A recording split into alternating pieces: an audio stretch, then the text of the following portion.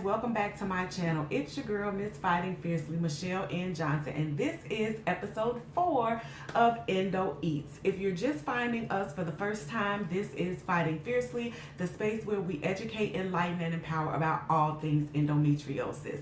So I'm so excited that we made it to our 4th episode, and what our new series Endo Eats is all about is us exploring different facets and avenues of the endo diet, sometimes called the anti-inflammatory diet, which is a way of adding foods and eliminating foods from our nutrition intake in order to help us better manage our endometriosis symptoms.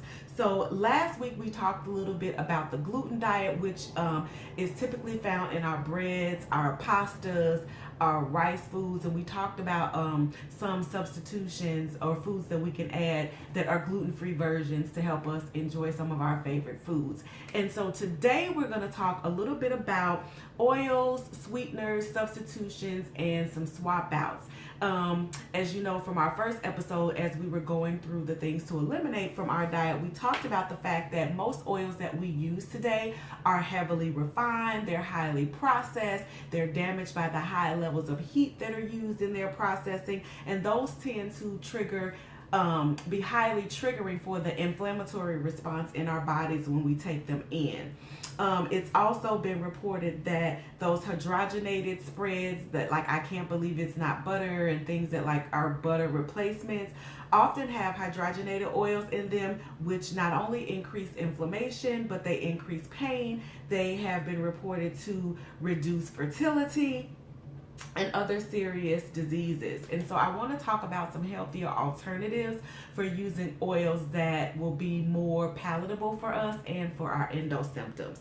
So just to talk a little bit more about oils, and as you know, we're using our reference from the Center for Endometriosis Care. So their recommendation is to choose more oils that are high in omega-3, first cold pressed oils whenever we can. And some of the recommendations that they give for those, they talk about organic flax, hemp seed, chia seeds, pumpkin or walnut oils. And those can be a little bit hard to find and maybe not necessarily friendliest for our budget, but other options that are found more readily are extra virgin olive oil and avocado oil, and they recommend that they be stored in dark glass bottles in a cool place that can be used quickly. Other options that they talk about are cold pressed extra virgin pure coconut oil. And I have some of those here, so I just want to go through a little bit. These are some that, like I said, come straight from my refrigerator, and I use these often. So the first one, this is extra virgin olive oil from, of course, my favorite place, Aldi. This is their Carlini brand, and it says it's best for dipping, dressings, and sauces, but I use it to cook. And as you can see, as recommended, it is in that dark glass bottle that they talk about. And I generally keep it stored in my kitchen, which, you know, the temperature isn't, you know, very high in there anyway. So that's a good example. Extra virgin olive oil can be found most anywhere, but those are the things you want to look for. I don't always get like first pressed. When it's in the budget, I do organic. If it's not, I don't worry about it. I feel like sometimes intention plays a big part if we're not able to execute things perfectly. You know, give ourselves a little bit of grace. One of the other supplements that they talked about is coconut oil. So I want to show you, this is it's almost empty now, but this is my Butcher's Boy coconut oil. And as you can see, it's got the little non-GMO verified sticker, and it says it's non-hydrogenated, and it's 100% it's refined coconut oil. Now, I also have from Aldi my Simply Nature's brand, and this is also non-GMO. This is USDA certified organic, and as you can see, it says it's refined cold pressed virgin coconut oil. And this one says that it's unrefined. So doing like a side by side of these two, for me, what I found is the biggest difference between unrefined sorry, this is the unrefined and refined, is that the unrefined still has a hint of like the coconutty flavor. So if you're looking for coconut oil that doesn't have a smell, you can go for the refined version. But I like the unrefined. It's a little bit softer, a little bit more palatable. For those of you who know coconut oil, when it gets to a certain temperature, it tends to liquefy anyway. But right out of the jar, this is more soft. It's more palatable. It was easier for me to work with. And I want to say this was about maybe $3.69 or so. It wasn't that expensive. And I recently actually fried some scallops with this, and I found that it actually brought the flavor of the food out more, and you couldn't taste the coconut in it at all. But I love coconut oil, and they also have great other uses. You can use it in your hair, you can use it as a moisturizer for your body. If you can use it for oil pulling if you're into that. If you don't know what that is, give a quick Google search. Some of the people that I know like to use it for that. But if you do find that coconut oil is a little bit pricey, you can use it for multiple things so that you get your money's worth. Another substitute that I really, really love, this is one of my favorites, you guys. This is Earth Balance Soy Free. So if you're familiar with Earth Balance, you know that it comes in a lot of different versions. Typically, you can tell by the color. There's a green one that they have that is made specifically with olive oil. But I found this one and I like it because it is soy free. Because I think the yellow version, which is the original version that comes in the yellow container, that does tend to have soy in it. And with this blend, you have safflower, flax, and olive oils. It has a vegetable oil and palm fruit and canola blend. And I know there's a little bit of controversy about, you know, whether or not canola oil is healthy for you, but I don't seem to have an issue with it. I don't typically consume it. This is really the only time I consume it is as a part of this blend. But again, it's non-GMO, it's vegan, and it is soy free. Sometimes I don't always find this in the market. Most of the times they'll have the original or the olive oil version. So whenever I find the soy free version, I definitely like to stock up on it. Because again, you know, you have heard me talk about it. For me, soy is gluten is more triggering than soy, but I can, as much as possible, you know, eliminate or minimize my soy consumption. And this is also good for like baking. If you're making something like a macaroni and cheese or something that needs to have a really creamy texture, I find that this is really, really, really awesome. And I love it. So those are some options for replacing some oils and some sweeteners in your cooking that are a little bit better for you in terms of managing those endo symptoms. So next, wait, before we move into sweeteners, they talked about flax seeds and chia seeds. And these are my chia seeds here. These are chia seeds. If you have never seen them, they have a good source of protein, a good source of fiber, and also a good source of, as they call the good oils. These are from Trader Joe's, but you can find these in Aldi, in Whole Foods, in most local supermarkets. Hey guys, sorry about that. Had to dip out for a minute. Had some quick technical difficulties that I had to tend to, and had to plug in some devices over here. But in any event, we were talking about chia seeds and their properties of good fats and fiber. Chia seeds tend to have a bulking effect, and so when we do the dairy episode, people use chia seeds as an egg replacement because of the bulkiness in it. But I drink it in regular old water. I like to sprinkle it in my salads and on my smoothies. They're very small. They don't have any type of taste to them. It's also recommended that you can put them into salads, into smoothies, or even into trail mix. The other source that they talked about of getting good omega-3 is flaxseed. So obviously I have put these in my own little bag here. But these are, I think these are called golden flax seeds. These are a little bit darker. I don't know if you can see here, a little bit browner. And they have some that are kind of like a lighter, more honey colored flax seeds. Now I do like these. I love to sprinkle these on my salads. And to me, flax seeds have like a slightly nutty taste to them. I really enjoy it. I also put these on my salads as well, and in my smoothies. They're also very filling. And these I got from Aldi's, but again, you can typically find them anywhere: Aldi, Trader Joe's, Whole Foods. And the ones I found at Aldi tended to be very reasonably priced. I think under $3, and I think they're also like organic and non-GMO as well.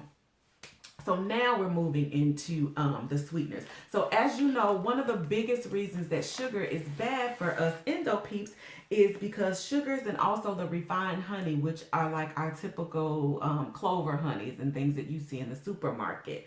So honey and sugar, they cause a high inflammatory reaction. They produce a more acidic environment in the body, which can increase the inflammation of endometriosis. So it can trigger your flare-ups, make them possibly more intense, more painful. So that's one of the reasons why they recommend staying away from the sugars. They do mention honey, and this is one of my favorites from Trader Joe's. So if you didn't notice, Trader Joe's is my second favorite store. Aldi and Trader Joe's, I'm like this. I'm always in either one or the other of them. But this is organic raw honey. This is about $5.99 for 16 ounces. And it's so concentrated, a little goes a long way. So you will definitely get your money's worth, and it'll be quite some time before you need to restock or re-up on the honey. Another sweetener that I like, this is sugar in the raw. It's called Turbinado Sugar or cane sugar. As you can see, this is also non-GMO verified, and it is also certified vegan. The sugar in the raw, this is a lighter brown sugar. So for me at least, it's a little bit sweeter than the white sugar, and it's also more coarse or more granulated, so you don't have to use as much.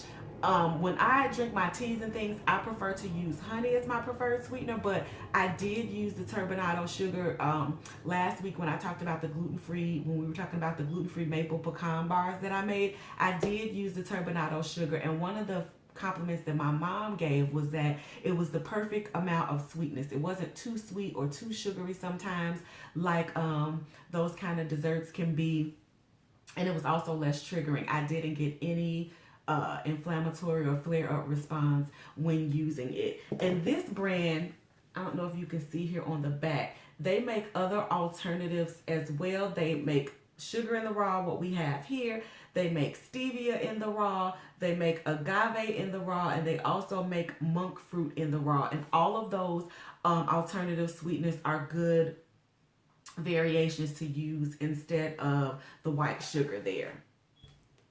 So moving on to now, this isn't necessarily soy free. We've talked about soy in the past and about how its high estrogen content can be troubling for those of us with endometriosis.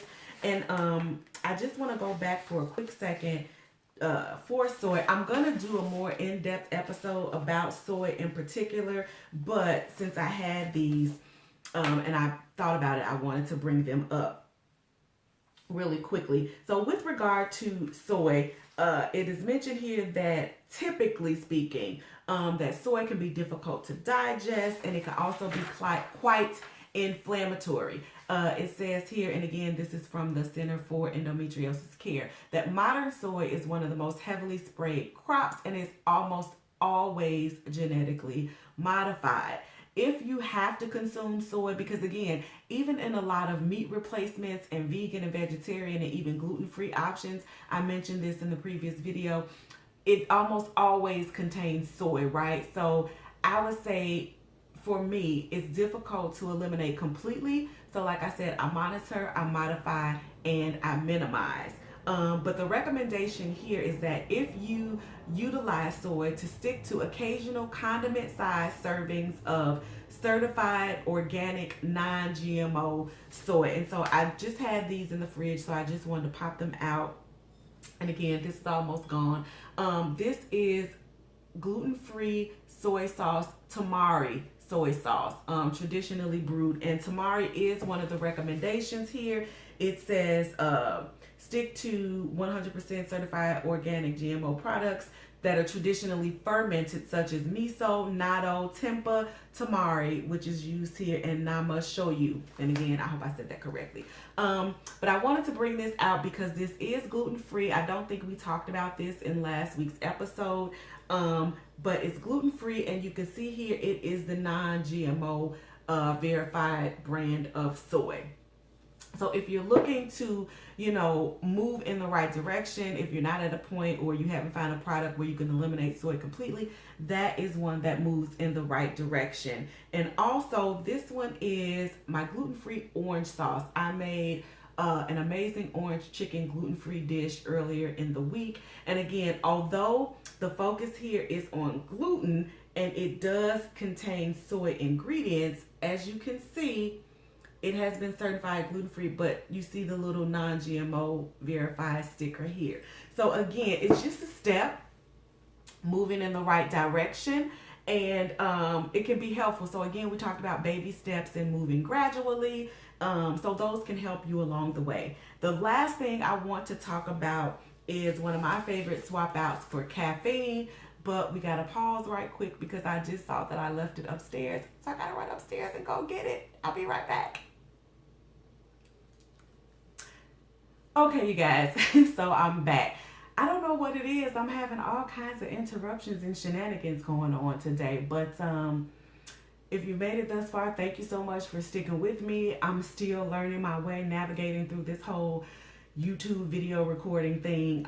Still working with just my little beat up phone and my laptop from time to time. So if you still hanging in there with me, thank you. I appreciate you so very much. And we will perfect as we go, as we learn and navigate this thing. But as one of my favorite YouTubers that I follow, Chia Seeds, says all the time, passion over perfection. And the presentation may not always be perfect, but my goal is to get the information and the education out to you. So just bear with the sister. We're learning, we're working, we're growing together, right? Right. So last thing I want to talk about is caffeine. So the Center for Endometriosis Care, and talking about the anti-inflammatory diet, talks about limiting or eliminating caffeine, as it has been known to increase pain as well as PMS symptoms. Although they said women have reported being able to tolerate small amounts of caffeine in green teas or white tea or a smaller cup of coffee. If you do consume green tea, there are caffeine-free versions of green teas that you can purchase. It says try eliminating coffee, soft drinks, black tea, chocolate, and other sources of caffeine. But really, in the caffeine section, what I want to talk about is if you guys are a coffee drinker. I mentioned this, I think, in the episode 2 when we were going over the summary of what we can have. But this, y'all, is my dandelion tea. I absolutely love this. This is right up there with my cinnamon snickerdoodles, y'all, and my cinnamon Cheerios. I love this because although I'm not a heavy coffee drinker, this does put me in the mind of a coffee. So this may be a good alternative, something to think about if you're transitioning away from coffee. It is rich. It has a mild, some people say bitterness to it. I say bitter and sweet, if that makes sense. I just flavor with a little bit of honey, and it is amazing. And the good thing about roasted dandelion tea also is that dandelion root has been known to support liver function. Those of you who've been following me know last year I talked about having this crazy autoimmune issue with my liver where my numbers were like crazy through the roof. This was one of the products that I utilized to help get these under control. And as you can see here on the back, it says it stimulates the liver and it supports healthy digestion. So this may be something to consider if you are navigating away from coffee, all those heavy sugar laden lattes and mocha chais and all of that good stuff. But this is my recommendation for moving into that. And that being said, that brings us to the end of episode 4, you guys. What did you think? As always, drop down in the comments below. Give me your feedback. Did you like it? Did you not like it? Was there something that you would have liked to see that I missed?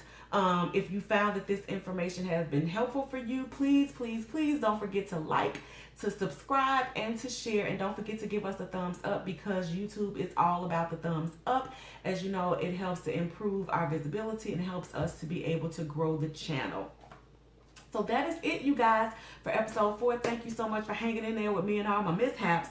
But as always, I hope that you have been educated, enlightened, and empowered by what we have discussed here.